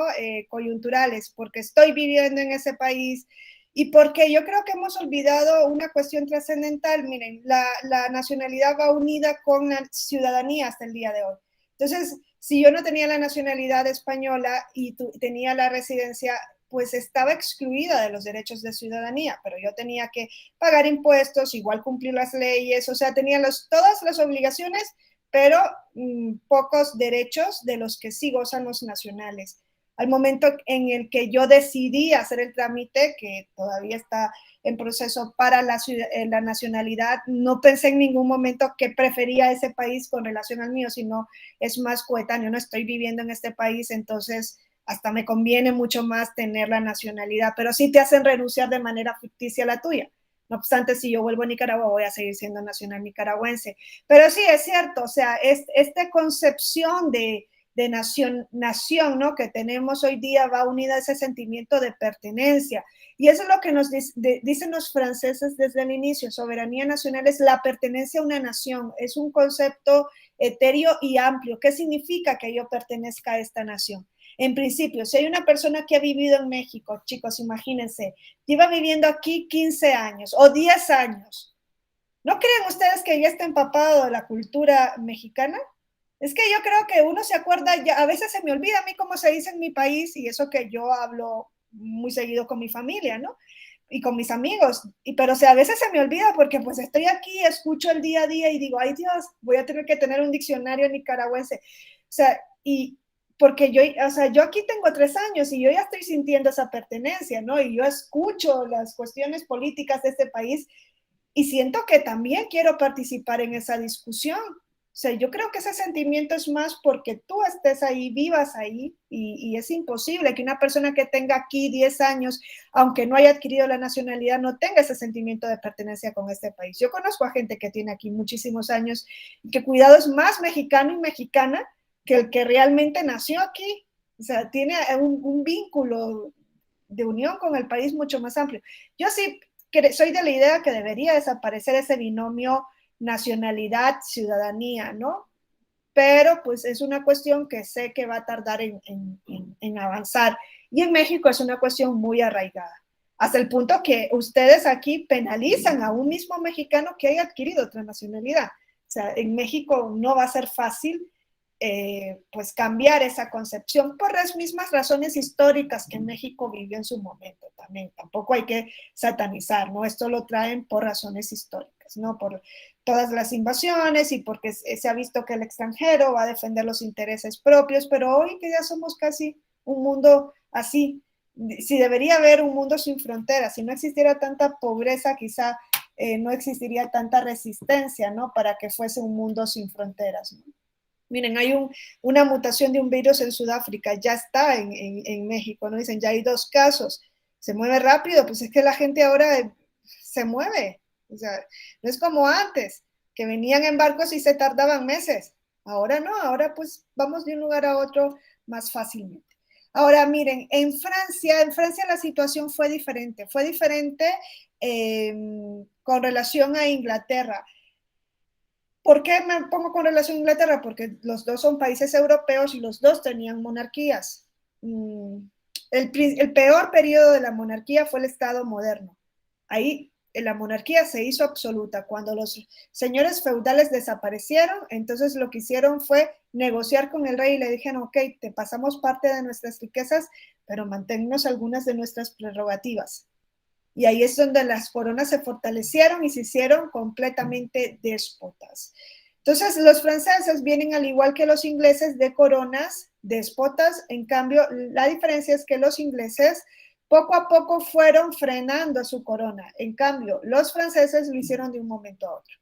Dijeron, en el siglo XVIII, dijeron, hay que frenar a la monarquía, y fue una ruptura abrupta con ese régimen y con todo lo que implicaba la monarquía absoluta. O sea, se eliminó todo aquello que tuviera que ver con la monarquía absoluta. Y esta es una diferencia sustancial con el constitucionalismo inglés, pero la similitud es que ambos partieron del mismo sistema del liberalismo. Tanto Francia como Inglaterra parten del liberalismo. Ahora, la Revolución Francesa tuvo su fundamento en el justnaturalismo. Se vio influenciada por estas doctrinas que hemos venido señalando anteriormente, que reconocen al hombre como titular de derechos naturales que son, o al individuo, que son anteriores al Estado y que por tanto pueden ser un límite para el ejercicio del Estado. Si los derechos son anteriores al Estado, es lo que se le puede poner como límite cuando surja el Estado. Aquí no hubo varias declaraciones como sí lo hubo en Inglaterra o como sí lo hubo en el periodo de la Revolución de los Estados Unidos. Aquí solo hubo una declaración, que es la Declaración de los Derechos del Hombre y del Ciudadano, que se da tras la Revolución en 1789. Este texto es producto de la Revolución Francesa, introdujo una serie de cambios políticos y está ampliamente influenciado, al igual por estos pensamientos de la Ilustración, del justnaturalismo, ¿no? Y fíjense, si ustedes van y revisan el artículo 2 de esta Declaración de los Derechos del Hombre y del Ciudadano de Francia, van a encontrar que ahí se establece hasta el día de hoy que el objeto de todo Estado es la conservación de los derechos naturales del hombre. El objeto de toda comunidad política, de todo Estado, es la preservación de los derechos naturales e imprescriptibles del hombre. Y aquí nos pone de frente nuevamente con lo mismo: los derechos son anteriores al Estado y la única finalidad legítima del Estado es proteger estos derechos. Entonces, eso es lo que les vuelvo a decir, es lo que hemos olvidado. ¿Para qué surgen los estados? Los franceses lo tienen hasta el día de hoy, porque esta Declaración de los Derechos del Hombre y del Ciudadano es parte del bloque de constitucionalidad hasta el día de hoy de Francia. Es de 1789, pero forma parte, junto con la Constitución de 1958 y el preámbulo de la Constitución de 1946 o 47, forman el bloque de constitucionalidad francés, que ese concepto de bloque de constitucionalidad tiene su origen en Francia, que ahora se introdujo en México, ¿no? Si no me equivoco, a raíz de la sentencia esta de la contradicción de tesis de la Suprema Corte, ¿no? Que introdujo un bloque de constitucionalidad y que ahora dijo el parámetro de validez de las leyes no solo es la Constitución, sino también los tratados internacionales sobre derechos humanos vigentes en el país. Y eso viene de ese concepto de bloque de constitucionalidad. La contradicción de tesis 293, diagonal 2011. Gracias, Omar. Entonces, esa declaración de los franceses no fue una constitución. Esta declaración no fue una constitución, pues no organizó políticamente el Estado. Es una declaración de derechos que reconoce el principio de legalidad, el derecho de todo hombre a la igualdad, a la propiedad, a la seguridad, la resistencia a la opresión, la irretroactividad de las leyes, la presunción de inocencia, la libertad de expresión, la libertad de religión. Todo esto recoge la declaración. Por eso es la Carta de los Derechos de los franceses hasta el día de hoy.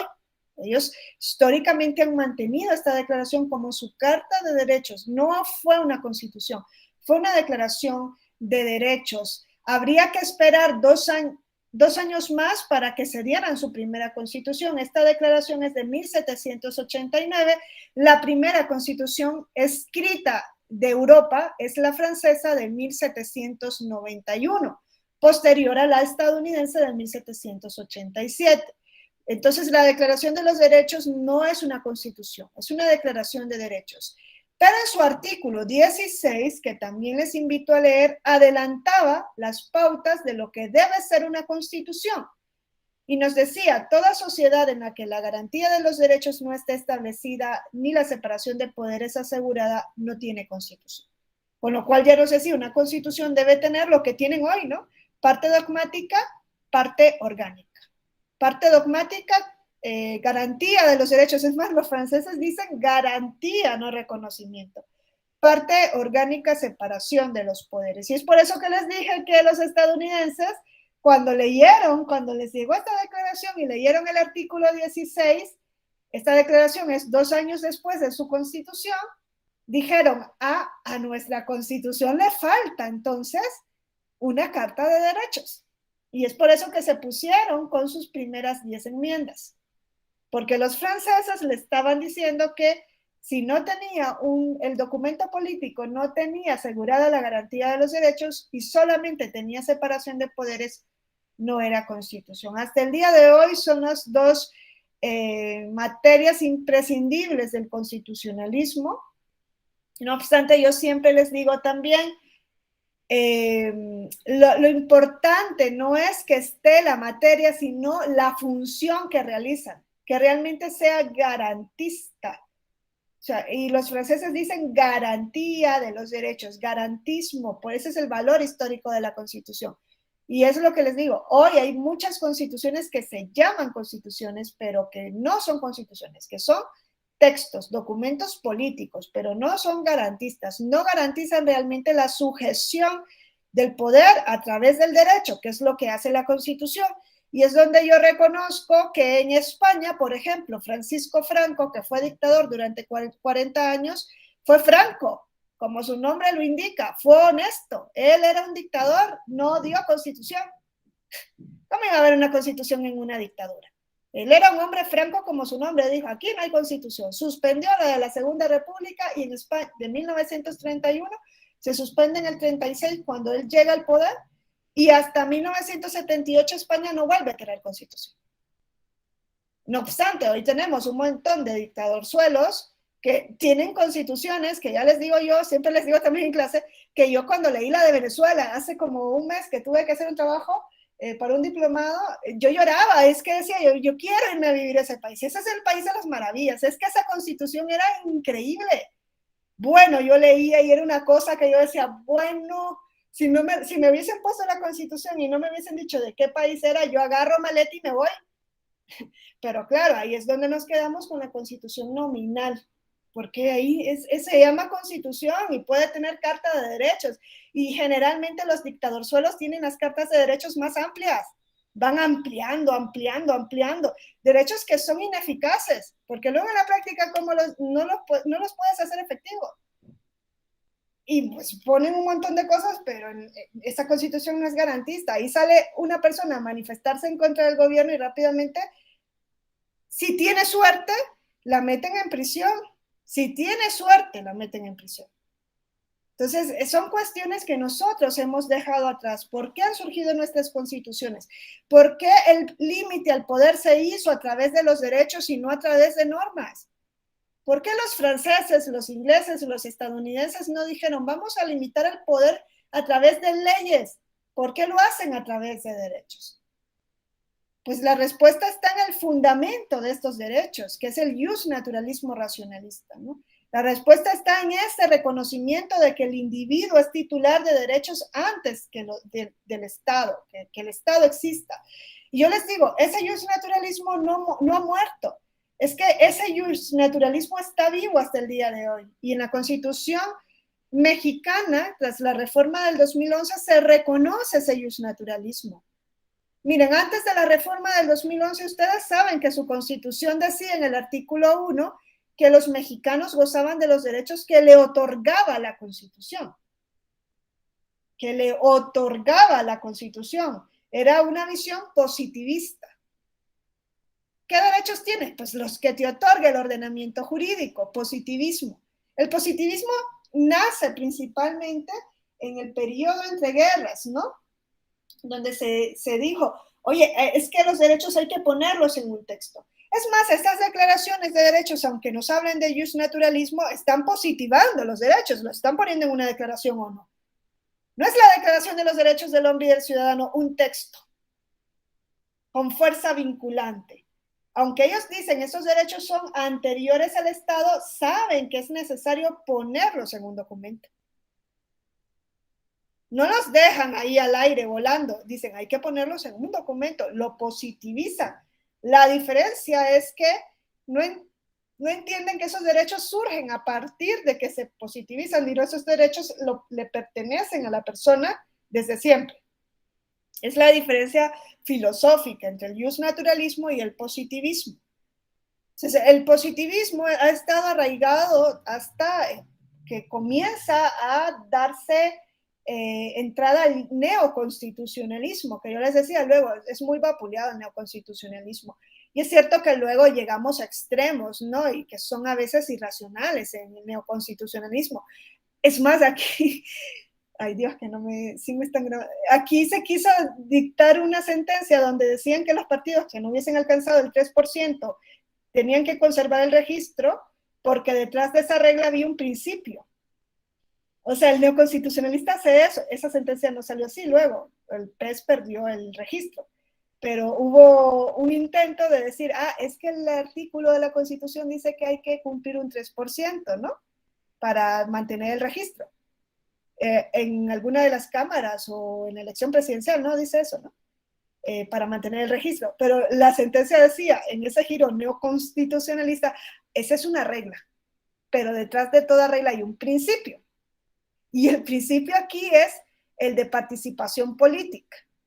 Entonces, aunque no hubiese alcanzado el 3%, pero en atención a que hay una, sí, Felipe, cuando me echen no eras tú, hay una parte de la población que comulga con ese partido, hay que dejar el registro. O sea, era prácticamente, yo cuando lo vi dije, no puede ser, a mí me pareció completamente irrisorio. Pero el neoconstitucionalista hace eso, te dice, detrás de una regla hay un principio. ¿Qué principio? Que no te gusta tengo 50,000 más. Y es ahí donde comienzan a ponderar y hacer y todo lo que hacen desde pero el neoconstitucionalismo ha vuelto la vista hacia el justnaturalismo. Por eso ustedes ahora en su Constitución no tienen en el artículo 1 de que las personas tienen los derechos que le otorgue la Constitución, ¿no? ¿Qué dice? Que las personas son titulares de los derechos humanos, ¿qué dice? Establecidos en esta Constitución o algo así es el término que dice. Y en los tratados internacionales. Reconocidos en esta Constitución y en los tratados internacionales de la materia, sí. Ajá, gracias, Felipe. Reconocidos, o sea, la Constitución reconoce. Ese es justnaturalismo. No otorga, reconoce.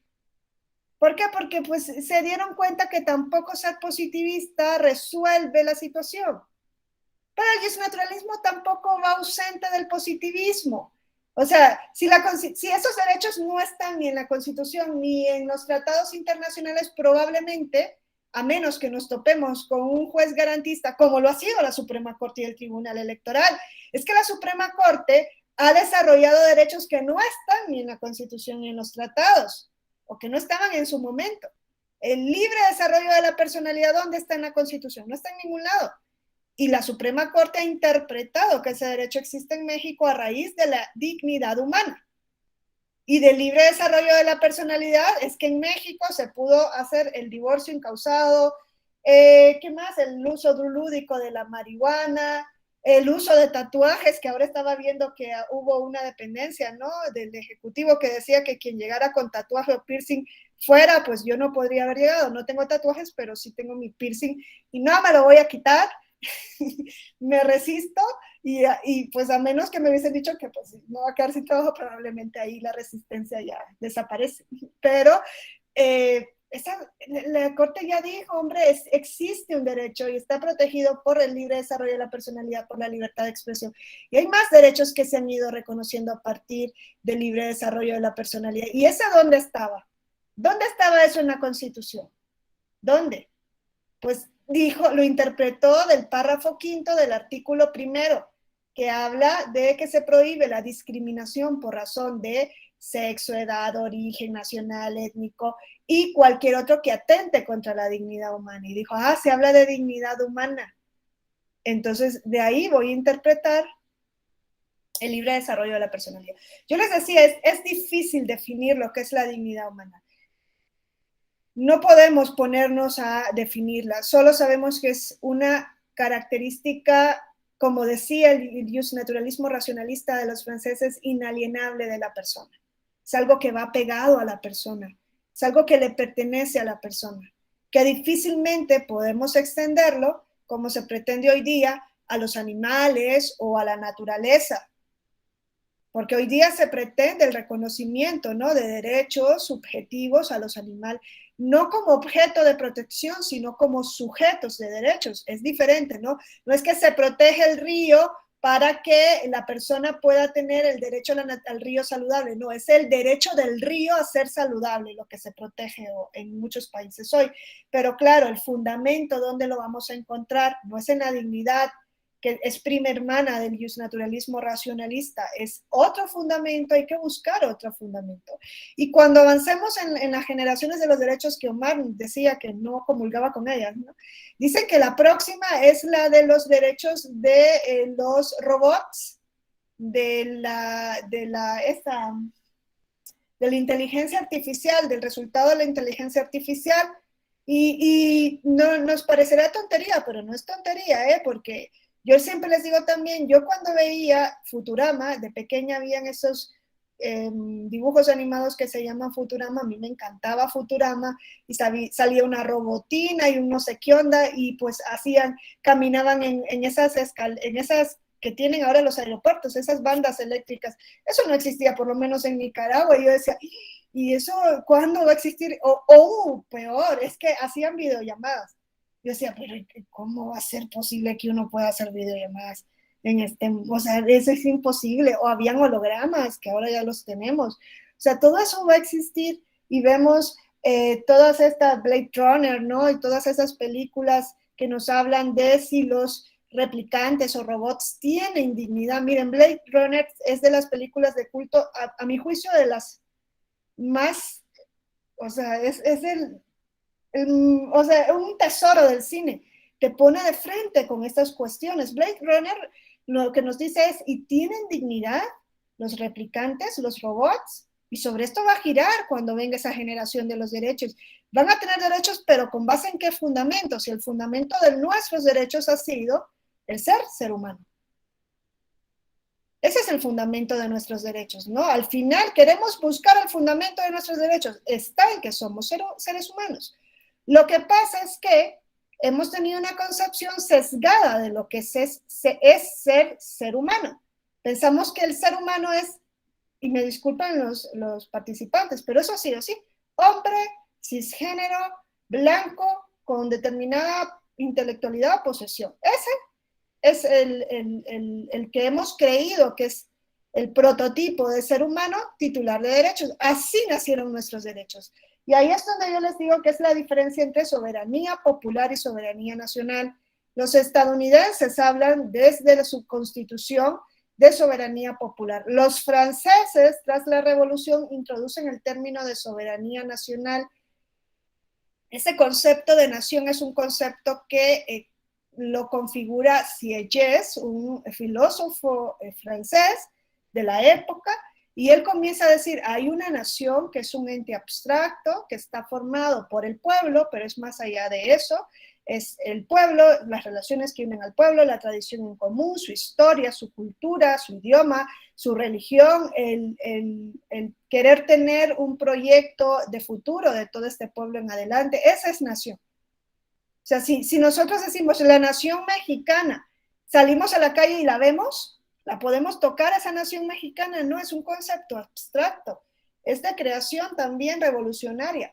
Los franceses la introducen, pero no la introducen con un sentido, ahorita voy, Víctor, positivo, la introducen con un sentido de sesgo. ¿Por qué? Porque estas revoluciones, como lo dice Marx, van de la mano de la burguesía. Y en ese momento, tras la revolución francesa, los burgueses, que es la clase que se afianza, pues van a ser los titulares de derechos políticos. ¿Por qué? Porque el concepto de soberanía nacional solamente representan los intereses de la nación aquellos que tengan interés con la nación. Se entendía que era el hombre, y se entendía que era el hombre con mayor de tal edad y con determinado patrimonio. Y por eso surge el sufragio censitario. Y luego ya se va dando cuenta los franceses y los europeos que se debe dar el paso al sufragio universal. Pero claro, no es que un día se durmieron y al día siguiente se despertó todo el continente y dijo, oye, somos discriminadores, no, es porque se dieron movimientos, luchas para poder ampliar el reconocimiento del sufragio. Y no es cuestión tonta lo del sufragio, es que el sufragio universal, ese principio de sufragio universal es el que da la entrada al principio democrático. Esos estados eran constitucionales, pero no eran democráticos. Ni Francia con su soberanía nacional, ni Estados Unidos con su soberanía popular, porque tampoco me vengan a decir que han sido muy democráticos. Ahí no había la exclusión por razón de patrimonio, pero sí por razón de raza. Y en ambos lados, por razón de sexo. O sea, el sufragio ni ha nacido ni es universal. Y entonces eso significa que la democracia que nosotros tenemos tampoco ha sido una democracia plena. Todavía estamos trabajando en eso. ¿Quién había levantado la mano?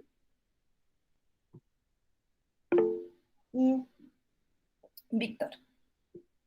Sí, doctora, me gustaría comentar algo, creo que se me hizo muy interesante lo que usted menciona, y podríamos caer en los absurdos, podríamos ahorita tomarlo como WhatsApp, pero va a llegar, porque últimamente los derechos humanos han dejado de concebirse a través de las ciencias sociales y la filosofía, que es lo que le daba el origen, ¿no? a esta parte de pasar de una necesidad de unas guerras, que se reconozcan conceptos como la vida, la dignidad, a pasar a supuestos como ahorita viene, y todo por el reconocimiento de un derecho humano a través de lo políticamente correcto, a pasar de concebir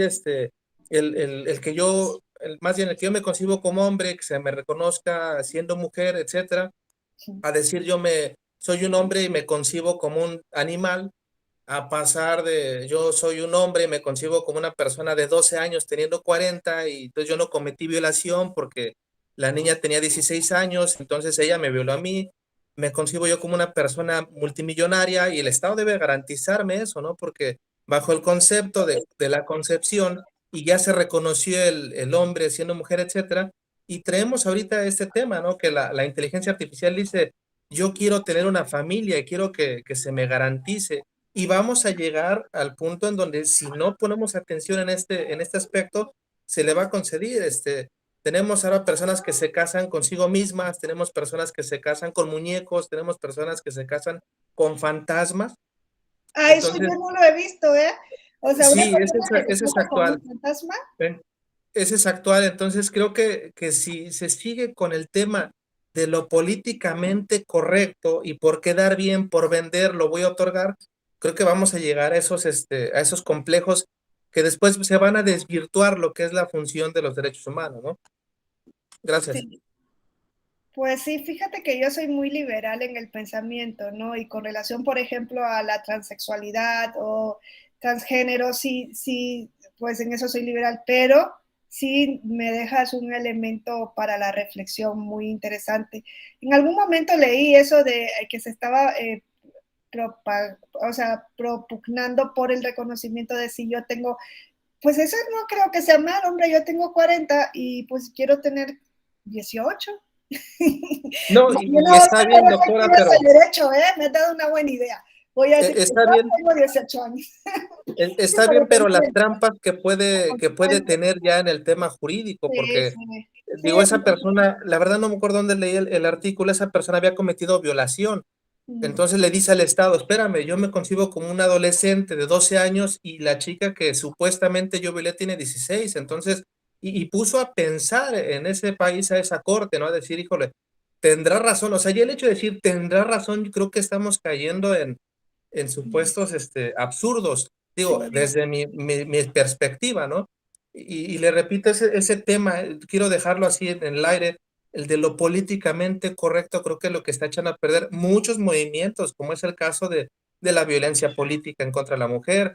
Cuando ya vemos a una mujer, discúlpeme si lo digo así en ese No, aspecto, digo con así libertad. tan duro, cuando una mujer se para y dice, es que le encontraron droga, armas en su camioneta y dice la persona, ¿no?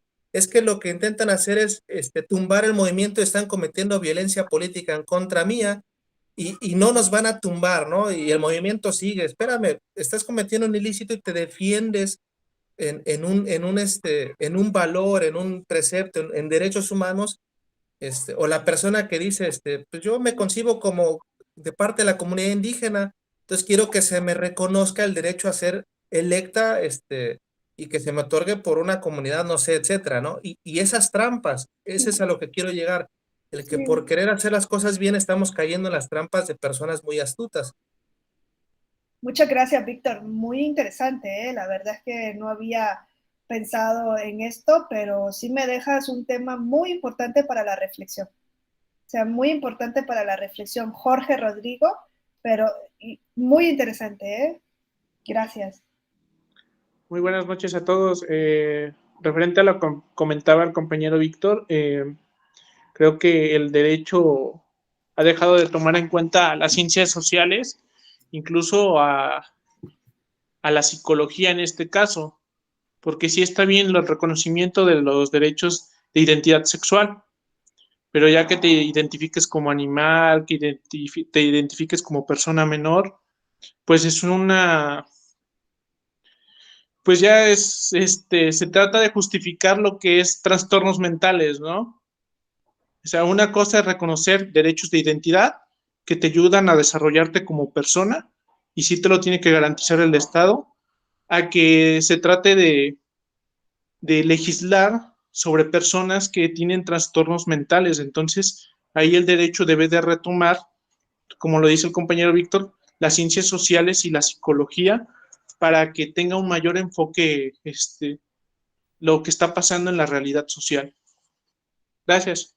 Gracias, muy, muy buenos comentarios, muy atinados. La verdad es que me dejan un tema para la investigación. Me había puesto a pensar en hasta dónde podemos llegar. Ya les digo yo que yo soy de esa línea más liberal, pero entre ayer y hoy me han ido aterrizando para no romantizar esa libertad.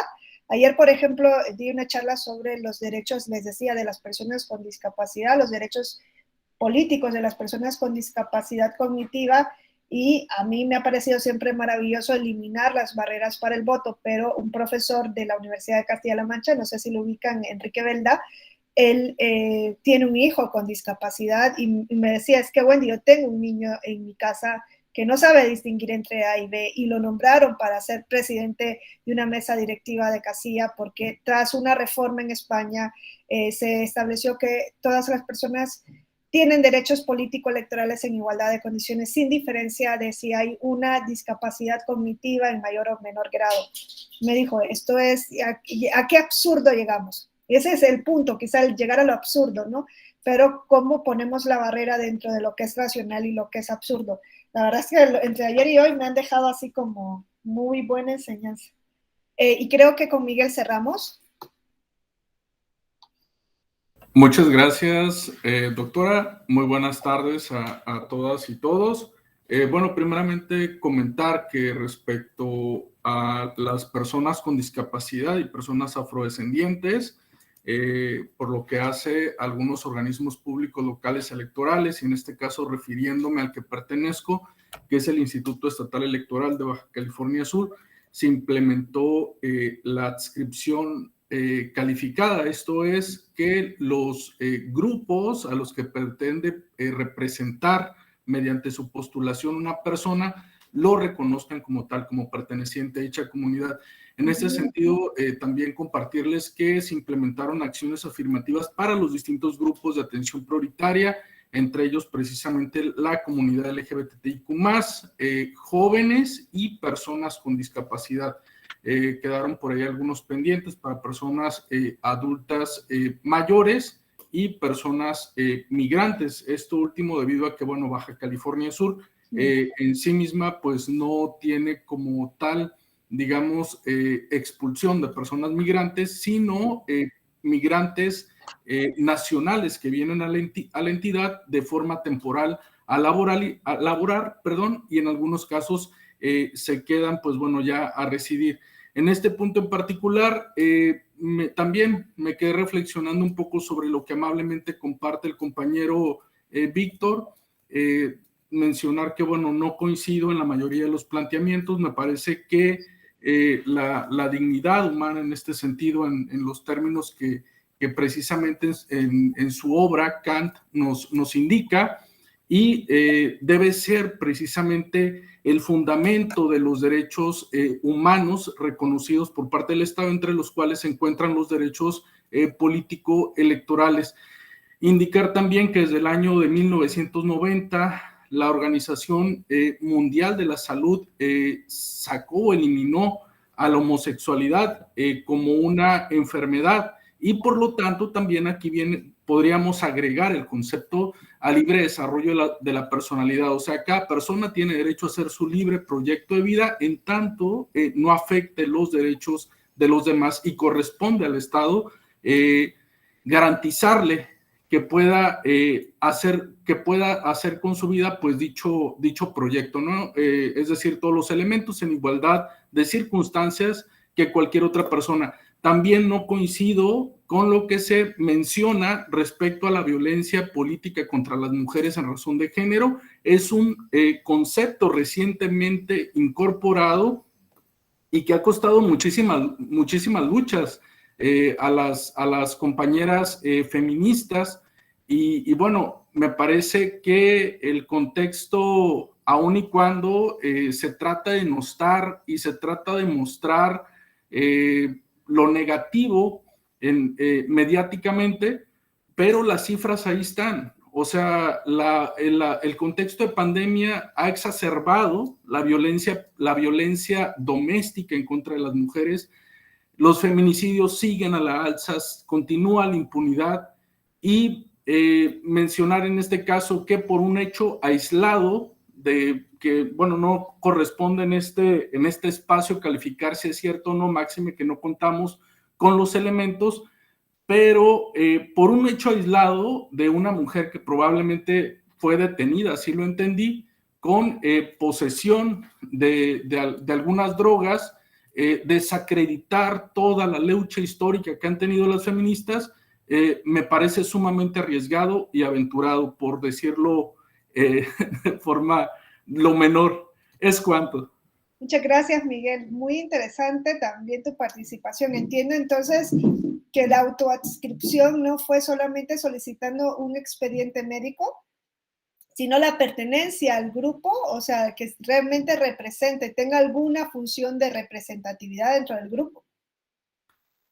Muchas gracias. Sí, bueno, se implementaron en el caso de las personas con discapacidad que efectivamente presentaran alguna constancia expedida por institución pública de salud, en donde se indicara el tipo de discapacidad que tenían. Ahí también entramos en un debate al interior del Consejo General de si qué tipo de discapacidades podían participar en las postulaciones, porque tal y como se indica, bueno, hay algunas que son motrices, en tanto otras sí pudieran interferir también para el desarrollo del cargo al que pretenden postularse. En ese sentido, el acuerdo fue maximizar los derechos político-electorales de la ciudadanía y abrir precisamente la posibilidad de que mediante alguna constancia médica se acreditara efectivamente que las personas poseían dicha discapacidad. En el caso de grupos y comunidades indígenas y afrodescendientes, se les pidió que indicaran a qué grupo pertenecían y se les expidiera alguna constancia por parte del liderazgo que se reconocía o que se reconoce al interior de la organización, de la comunidad o del pueblo que desearan representar, para efecto de poder postularles en términos de la legislación electoral. Muchas gracias por la información. Bueno, ya nos pasamos con el tiempo, Jorge, lo siento mucho, pero tengo que cerrar, si no luego me dicen cualquier cosa. No sé si vas a intervenir así muy rápido, o sea, menos de 30 segundos, pero si no, porque sí, ya nos pasamos 3 minutos y luego sí me llaman la atención. Bueno, si no, muchas gracias, fue un gran grupo, una gran experiencia, espero dejarles temas para la reflexión, me han dejado muchísimos a mí, quedo a su disposición y pues nos seguimos viendo. Muchas gracias.